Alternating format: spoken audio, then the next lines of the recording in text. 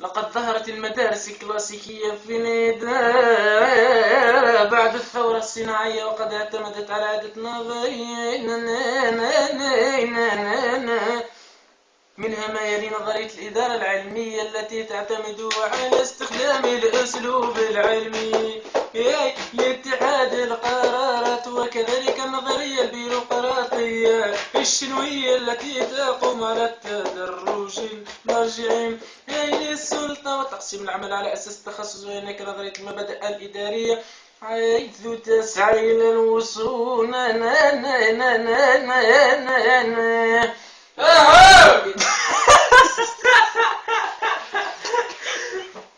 فكر الراس بطل. هلا لا تقرب.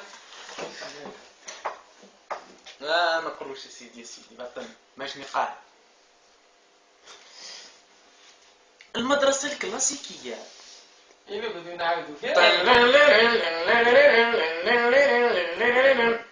السلام عليكم ورحمة الله وبركاته.